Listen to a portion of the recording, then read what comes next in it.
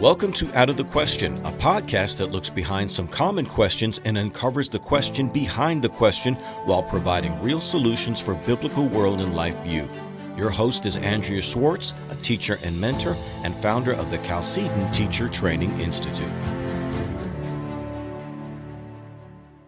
Thanks for joining me again for this episode of the Out of the Question podcast. Today I have as my guest a woman who has embraced the biblical concept that faith without works is dead, which ties into the question I've posed for the discussion ahead of us. Is being intellectually opposed to abortion enough for the Christian? Valerie Hill is the CEO of Real Options and Obria medical clinics in the San Francisco Bay Area. And while abortion certainly qualifies as a political issue, she and her team of staff and supporters have proceeded to make it a personal issue, resulting in real-time help and care for the unborn, their parents, and those who have abortion in their past. Valerie, thanks for joining me today. You're welcome. It's a pleasure to be with you. Now, Valerie, you and I have known each other for quite some time, and I must tell you, I have always appreciated the humility and transparency you demonstrate as you pursue your calling.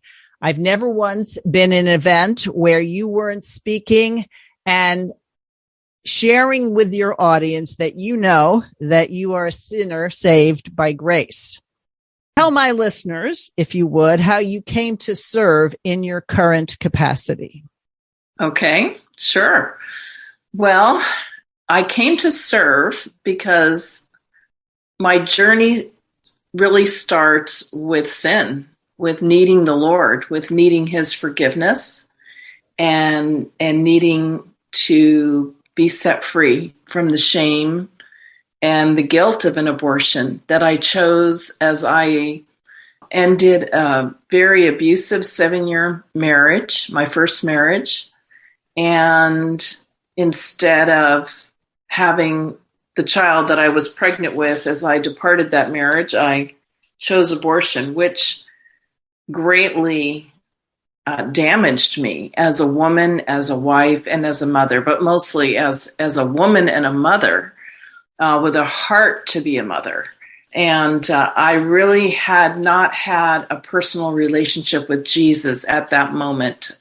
I had a Catholic upbringing. I knew right from wrong, and I knew my choice was wrong, but I didn't realize how it would devastate me emotionally, mentally, and spiritually until I found salvation through Jesus Christ, which was thankfully and mercifully only a few months after my abortion in 1984. And I was telling someone today that it's amazing that the older I get and the longer I do this pro-life work for the Lord, the more regret I actually have over that abortion, not less. Now, I know I'm forgiven.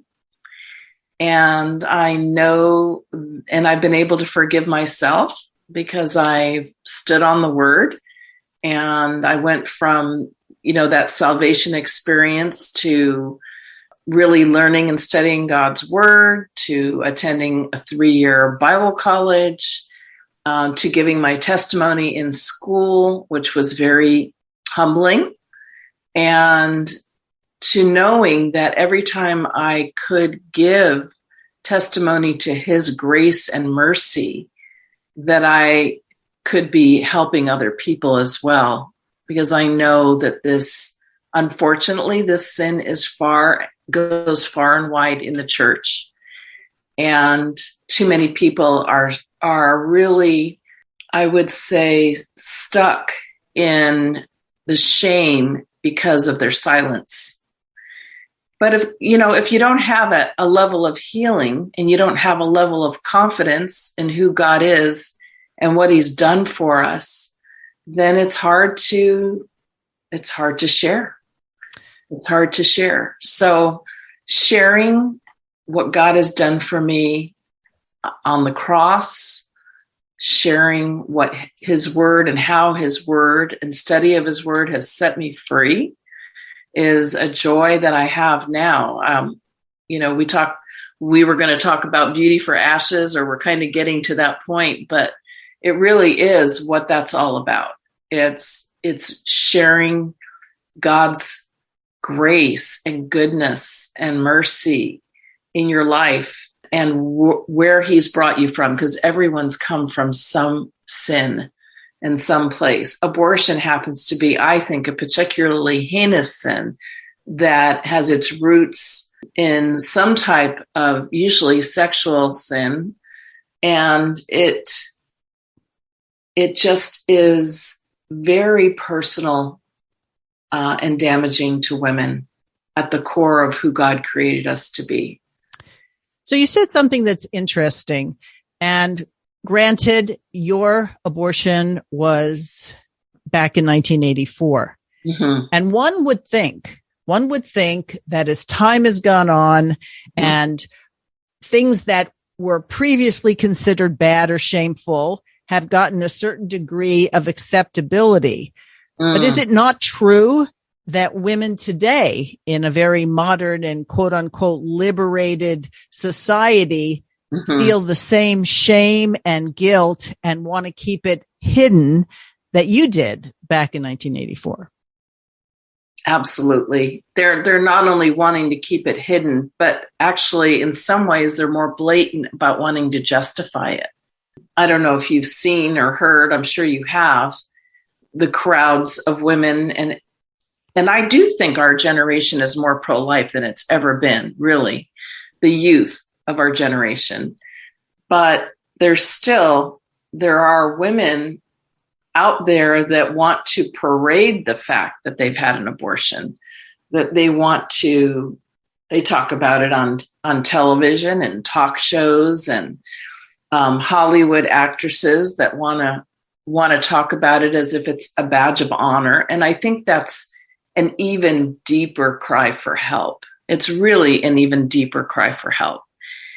And I just really see them as very, very damaged women. And they do need help. And I think as time goes on, for me, of course, I kind of live and breathe this issue daily for the last 14 years.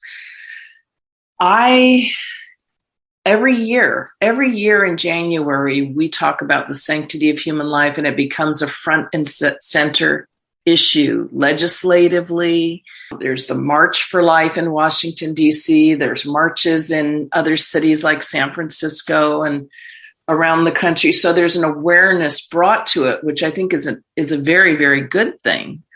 But for me, as a post-abortive woman who had, it regrets her abortion, I find layers of even more regret. I would say back in 1984, when I was first born again, or even in 1989, when I first started volunteering for this very organization, I didn't have the understanding or maybe the willingness to look at the generations that were lost through the one child that I aborted. I didn't have a grasp on the consequences, and I can't change those consequences. I mean, there are 63 plus million people missing just from our country alone since 1973. And the multiplication, the exponential loss is devastating on our culture. So now you said something which at first might seem inconsistent with having been forgiven and healed from your abortion, that you say that as time goes on, the regret gets deeper. So tell me how you deal with that. And does that have anything to do with how you began in 1989 to volunteer, to use your experience to be of benefit to other people? Well, I definitely believe in using my past experience to benefit others, because I know there's so many women and men in the body of Christ that are hurting from the loss of children in their lives through abortion decisions. And yet, I mean, I know I'm forgiven. There's no question about that. I know that the Lord is never going to hold this against me because he paid for every single sin. But we lose. We lose. I lost somebody in my life, in my family, all those years ago. And a grown adult son or daughter is missing from my life today. That's a big loss. And his or her children are missing from my life today. It doesn't get smaller because time goes on, and then there's even more that God could have done with that person. They had gifts and calling. He had plans and purposes for their lives already written in his book before there was yet one of them, Psalm 139 says. So that's why the regret. I think the consciousness and understanding or enlightenment of my own regret grows. Not that the regret itself, I guess. I don't know if I'm explaining that very well or not. No, you are. You are. I guess what I'm saying is there's been a progression. You're now the CEO of a major crisis pregnancy center, and we'll go into how that ministry has developed. But do you think God has used this journey to help you in your healing? Oh, yes, definitely. He has. Because there is reward in doing his work. There is a privilege and a reward in serving him, even though it might take courage, even though it might cost us a lot in our lives to be so involved in such a mission field as this, in such a culture as this.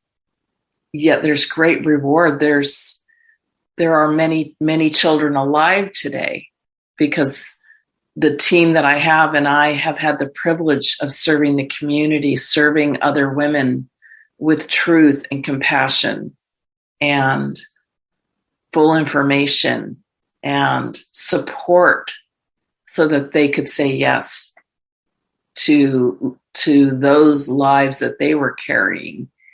And just last year, 1,037 babies' lives were spared and their parents from abortion, from our efforts in our medical clinics. That's a lot of people in 1 year.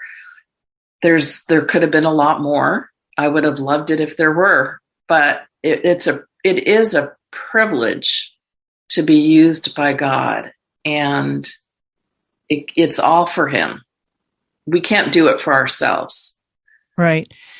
Now, during the course of time that you moved from a volunteer, well, I guess I would say first being ministered to yourself, then volunteering, what would you say when answering the question that I posed at the beginning?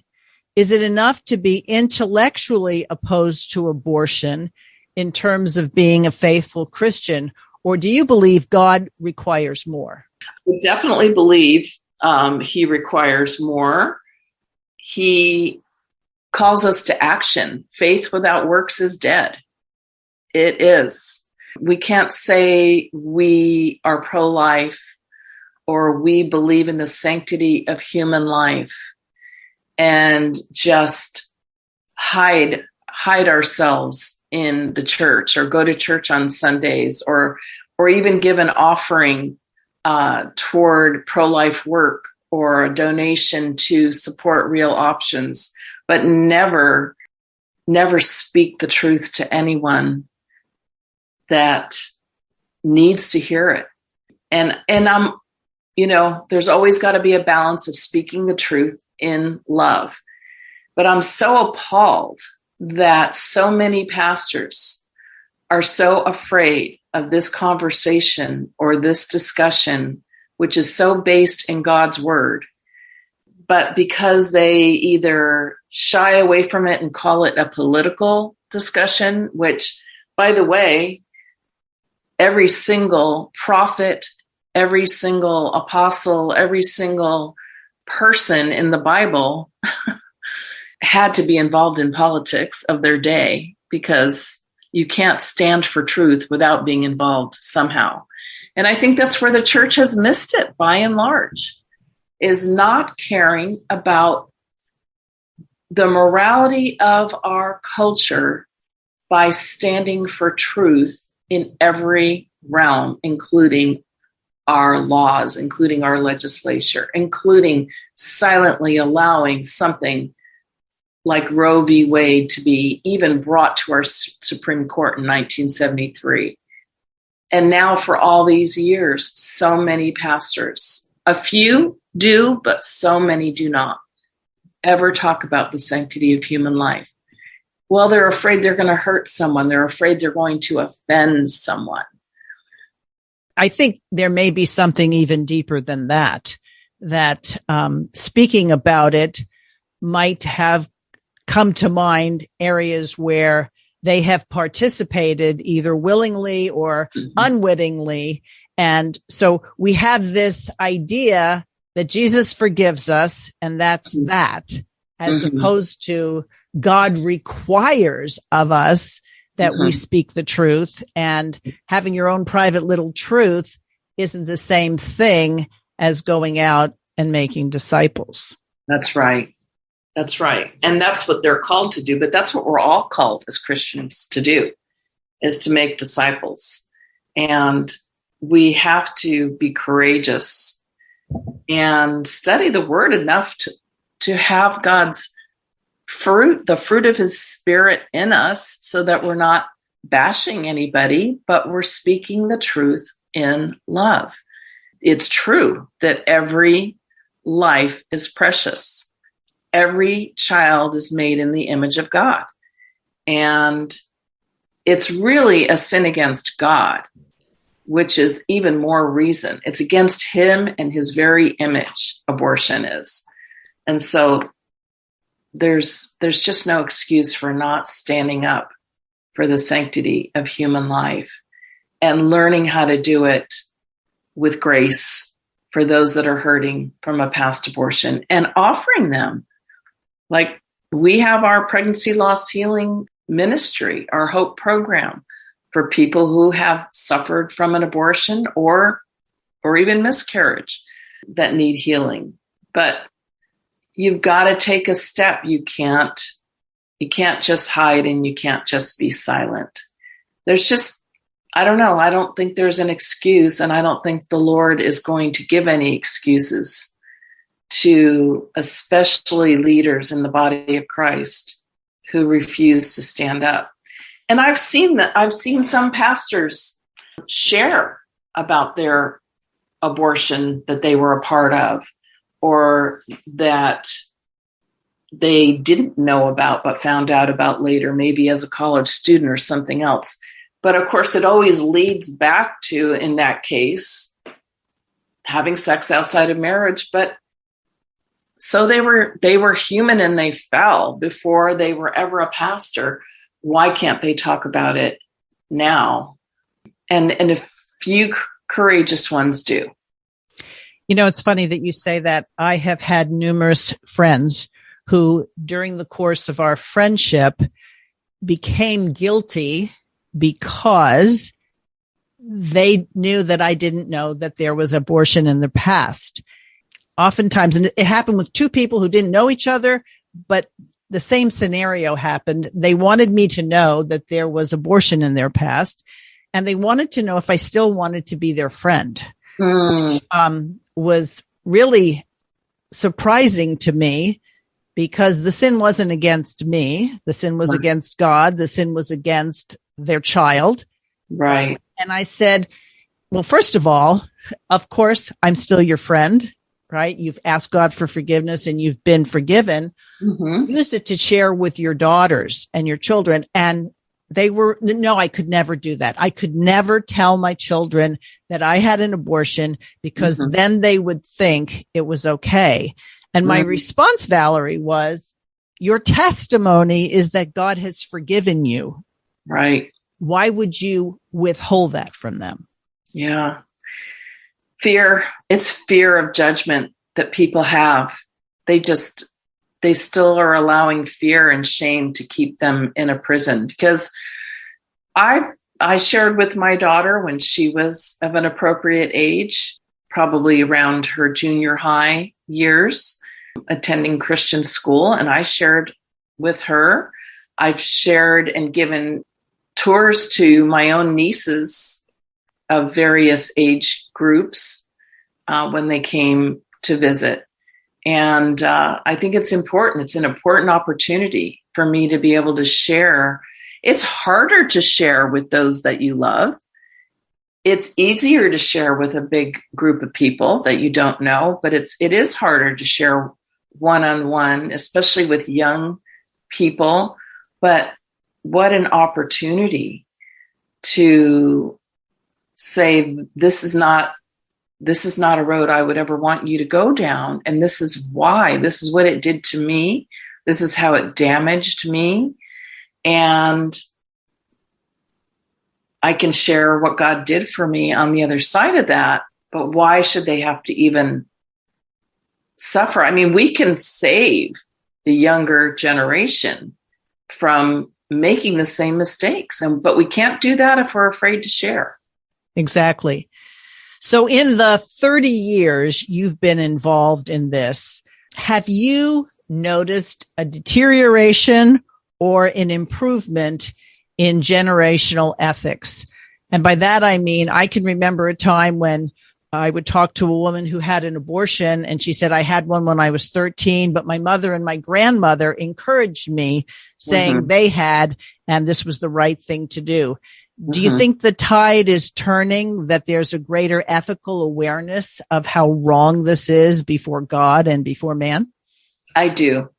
And I think there's a few reasons for that.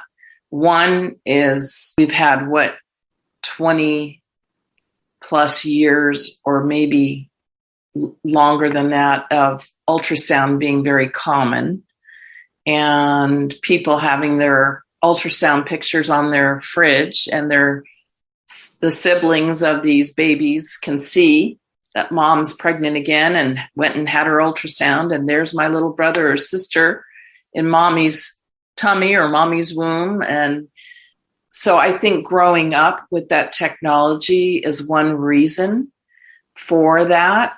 And I do believe the consciences of our young people are demanding truth. They want to know the truth, and they want to stand up for the vulnerable in our society.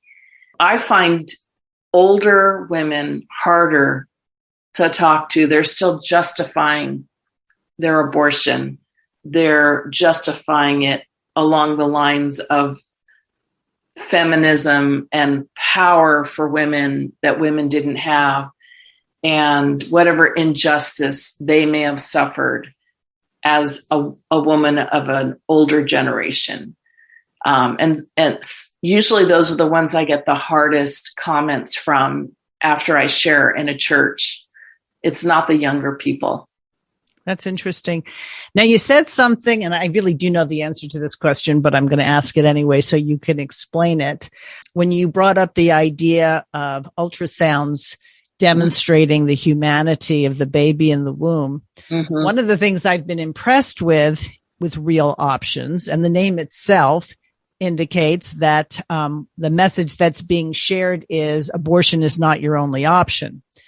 But Real Options has strategically placed itself next to Planned Parenthoods. So in other words, in the communities where Planned Parenthood has a foothold, Real Options has strategically placed itself there in your many areas of, where you have clinics. And also you've moved into the area of having medical clinics, which provide ultrasound opportunities. Mm-hmm. Talk about how those ideas became reality.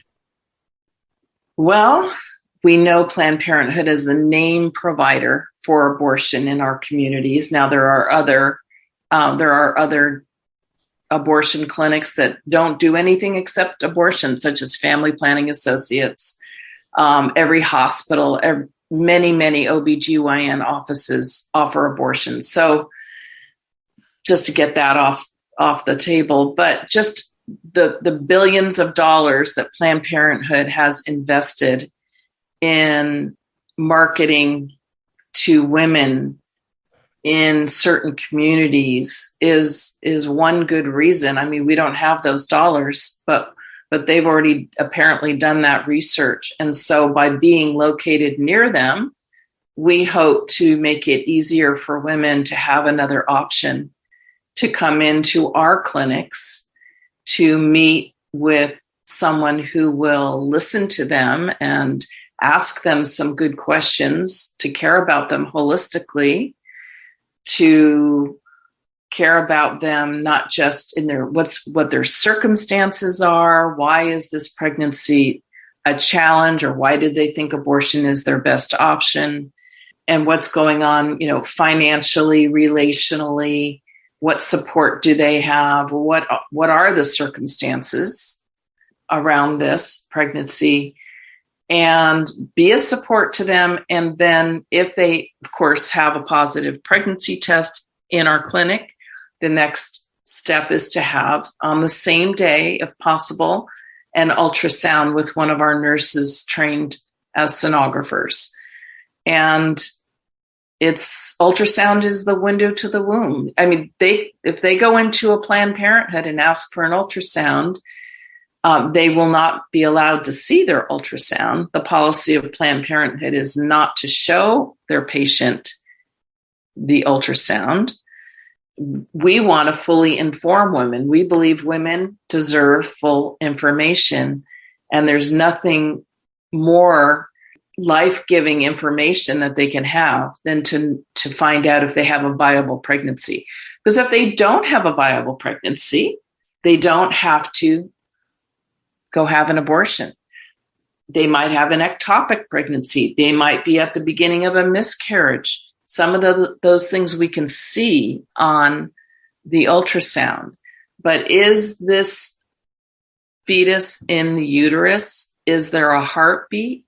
Is there a certain measurement that we can say, yes, this is a viable pregnancy? And while they're getting all this technical and scientific information, they're also getting to see their child, sometimes with a little wave, sometimes sucking its thumb, or sometimes just that heartbeat that they're seeing.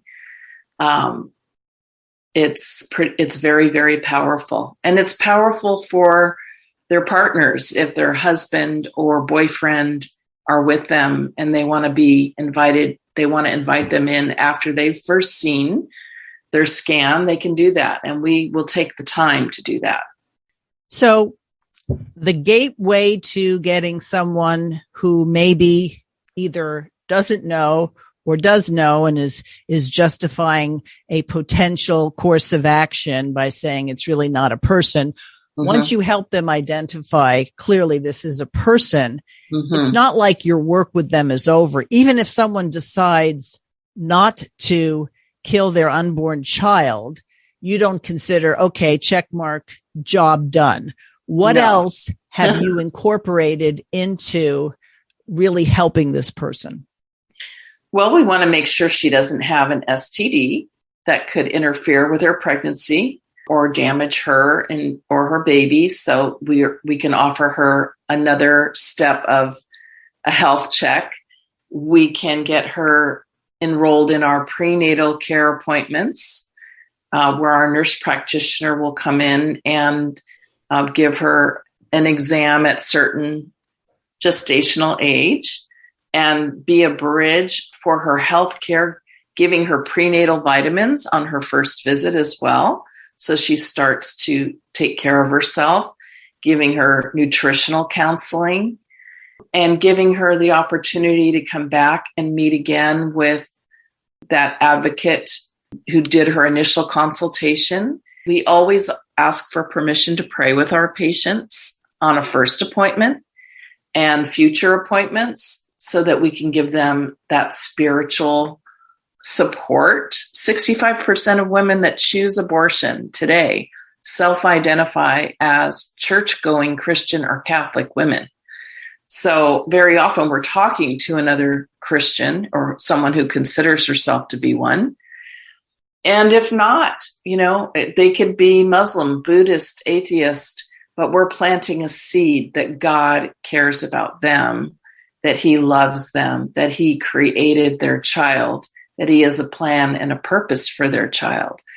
So we go into those conversations and more in depth as permission is given by the patient, but we love to have the spiritual conversation with them and educate them in that regard as well. Everyone has a moral code.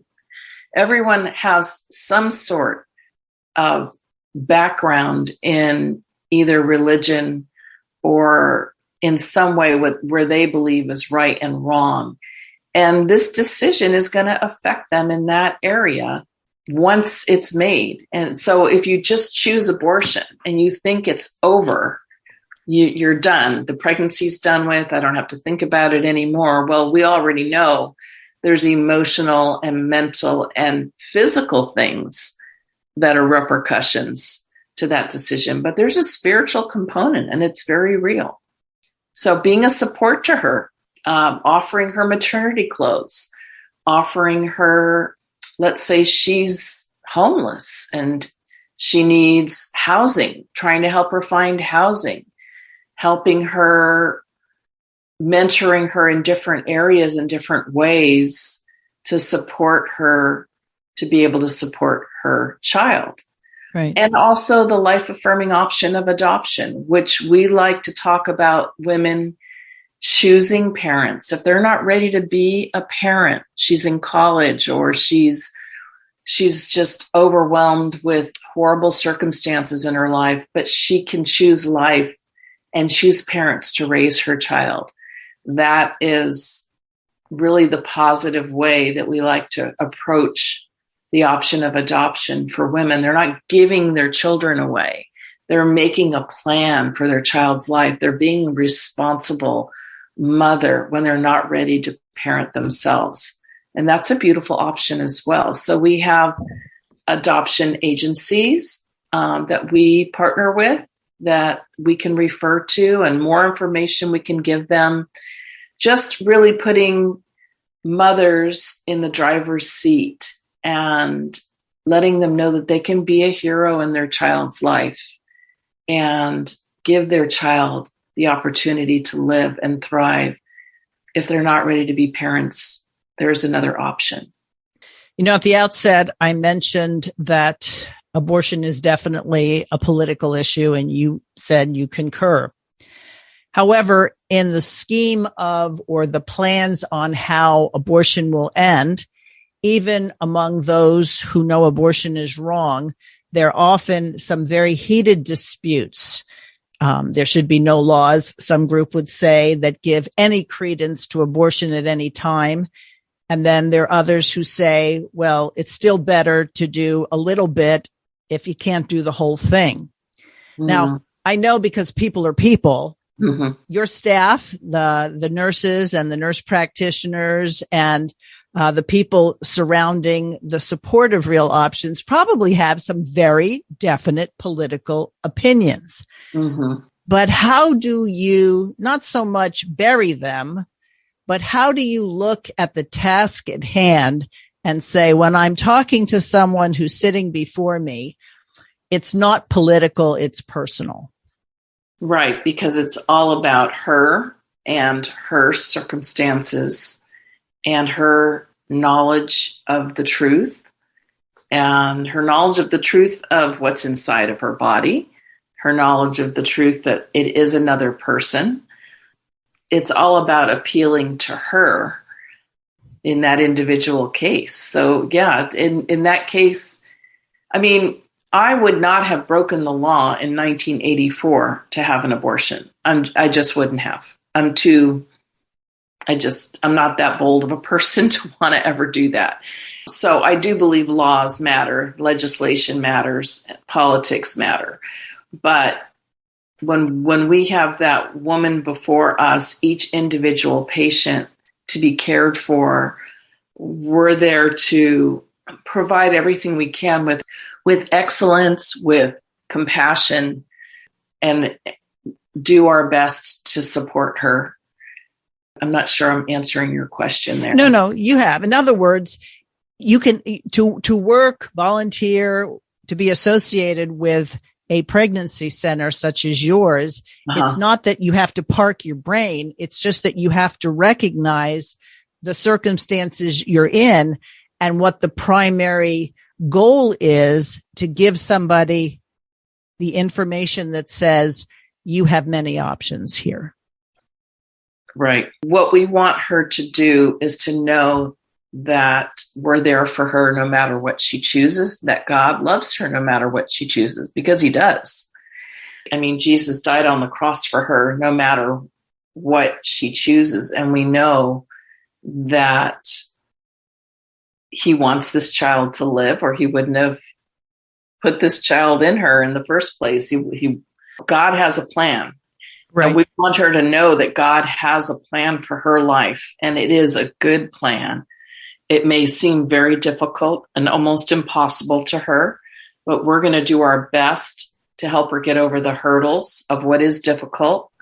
And we're going to show her that it is not impossible.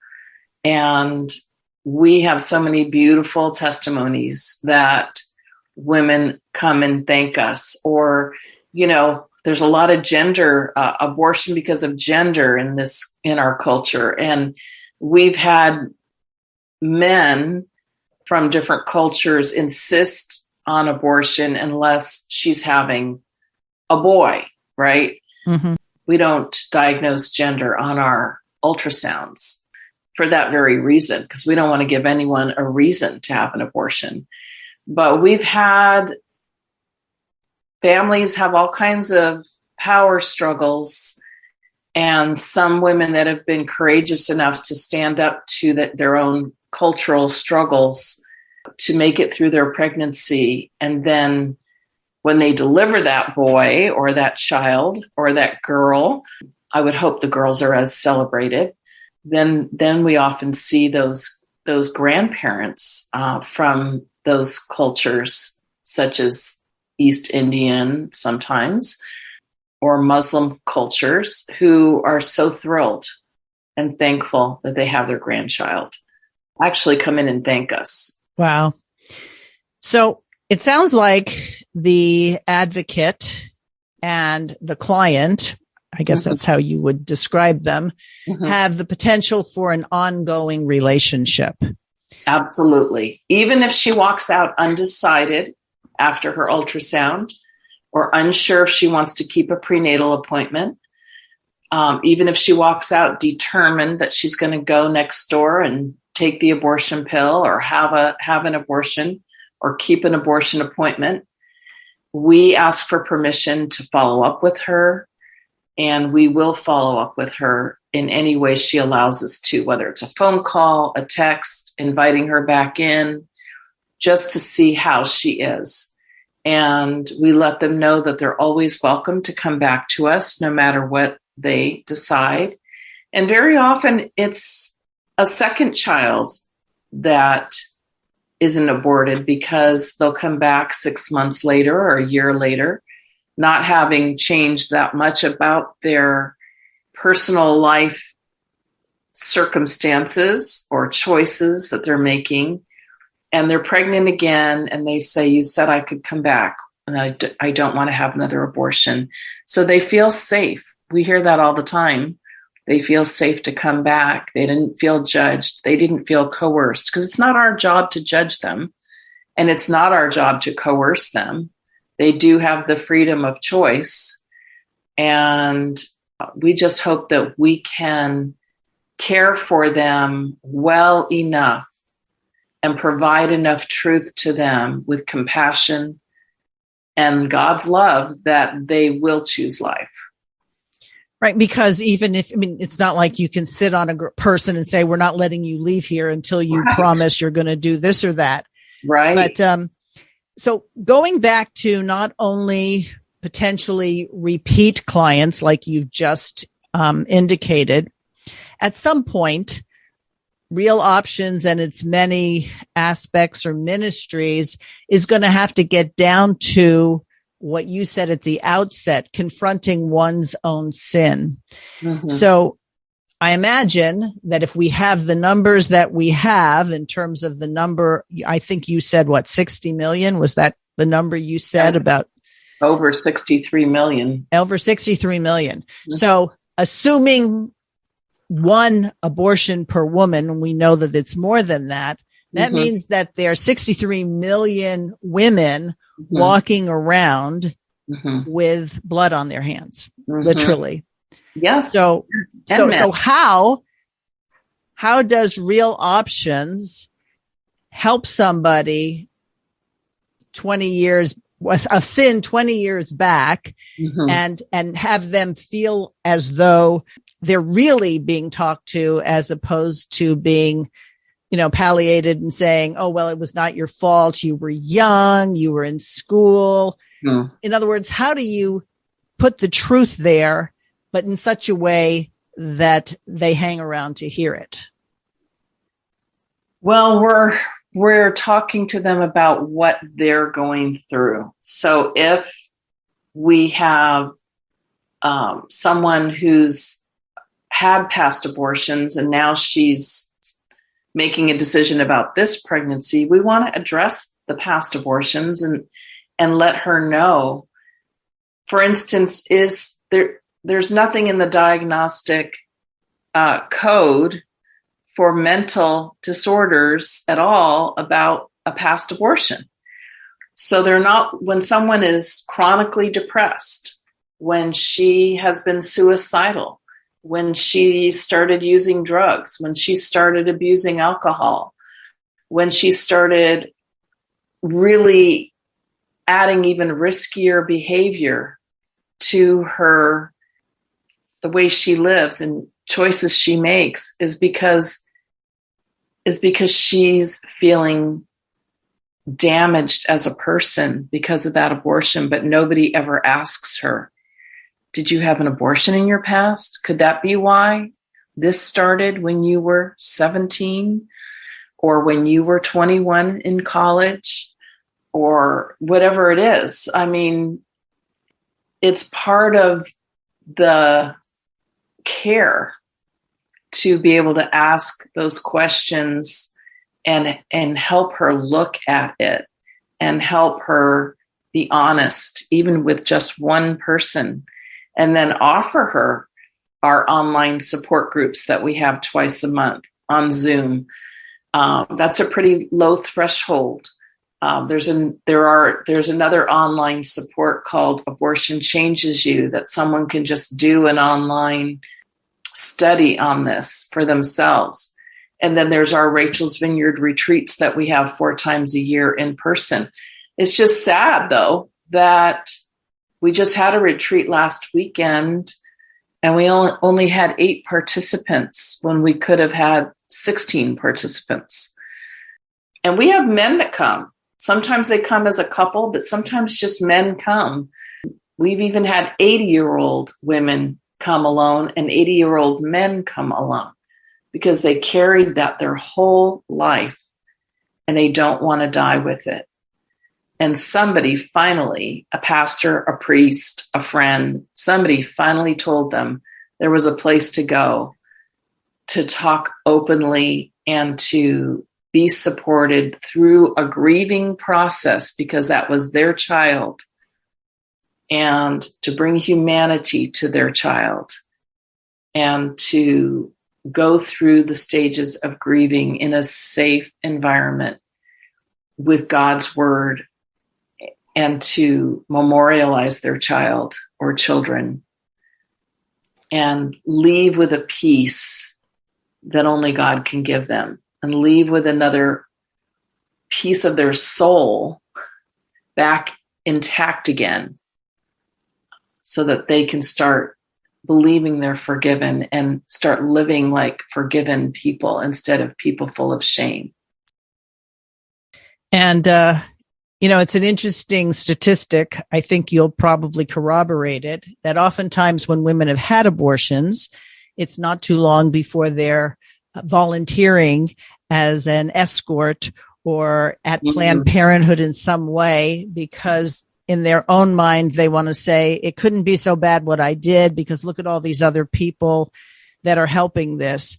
Do you find that once people go through this healing process themselves, that they have a desire to be advocates or they have a desire to help the ministry in some way? Absolutely. Yes.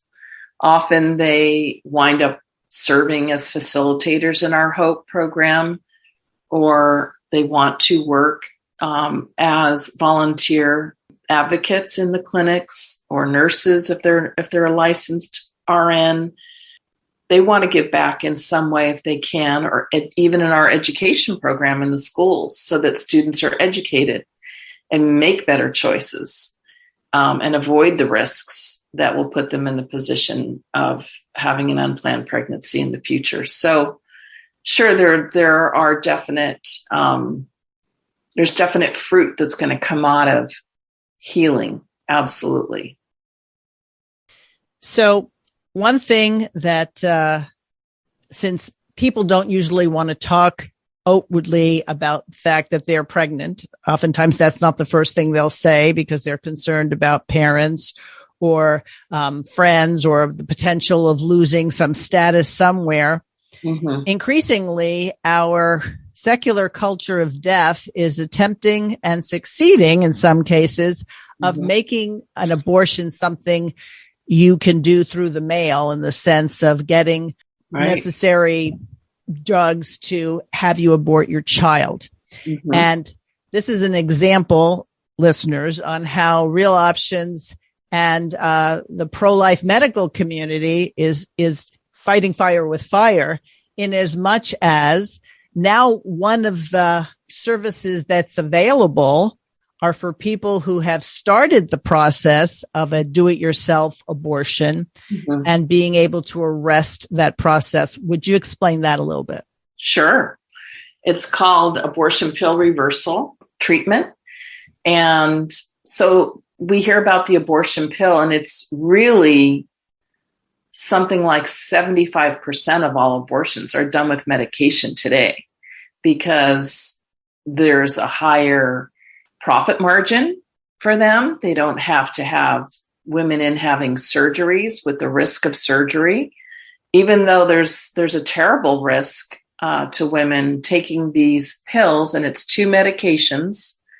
So what doctors, really general practice, abortion clinics, and through the mail from other countries, people can get the abortion pill, or telemedicine appointments today. So they don't ever see a practitioner. They're getting a prescription for 2 medications. The first one stops the progesterone from nurturing the pregnancy and can cause the woman to begin to spontaneously abort the child. If within 48 hours she does not, and I think they may even say now 24, because they don't want there to be a chance to reverse the process, then they're going to take a much stronger drug that will put them into labor at home. And this is supposed to be legal up to 10 weeks. And no one's given her an ultrasound to determine anything. If she has a viable pregnancy, if she's under 10 weeks, over 10 weeks. And so it can be very dangerous, because they're telling young women, go ahead and take this in your dorm room, in your bedroom at home. They're in their bathroom at home, and their parents don't even know that they've taken this medication, and they begin to hemorrhage. And it's excruciatingly painful from the women I've talked to who have experienced this. It's not just like menstrual cramps. It's very, very painful. It's scary. And they're passing a pregnancy all by themselves. They're having an abortion all by themselves. So how traumatic is that to women all alone or with a boyfriend? And they're vomiting. They're going through all sorts of horrible side effects. Sometimes they call 911 because they get so scared they think they're going to hemorrhage to death.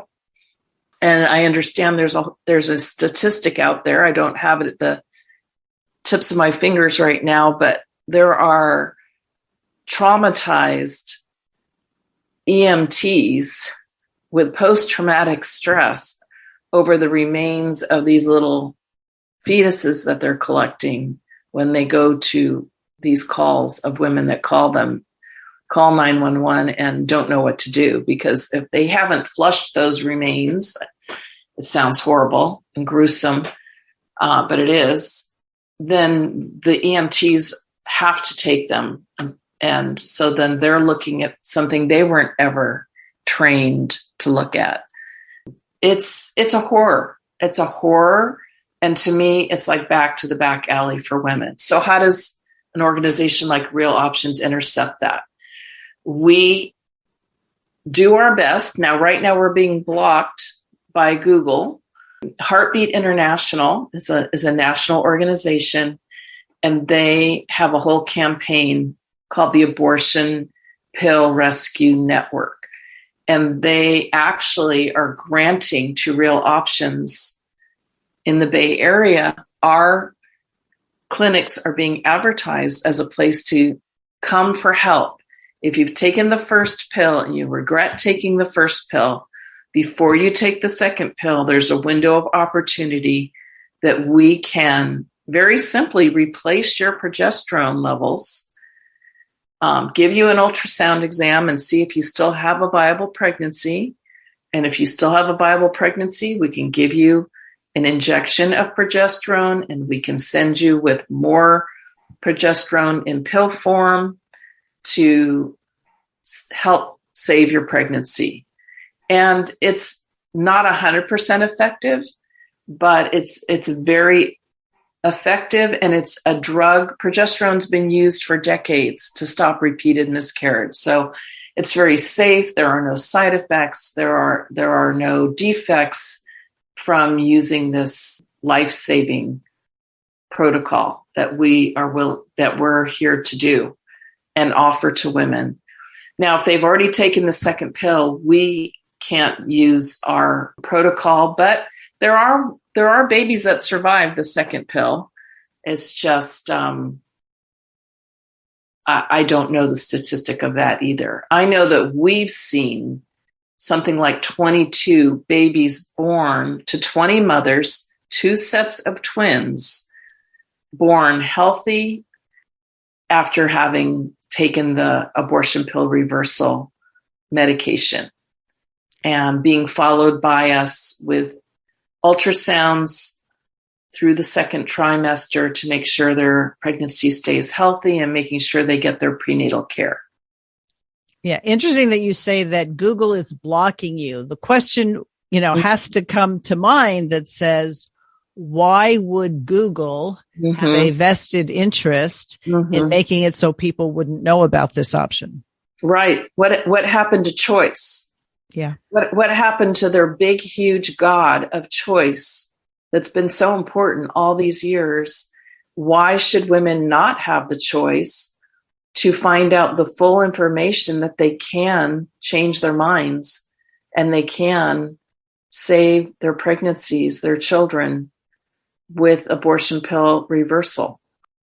It's just disgusting how invested big tech has become in a culture of death. And I'm going to say something that maybe make me unpopular. It wouldn't be the first time.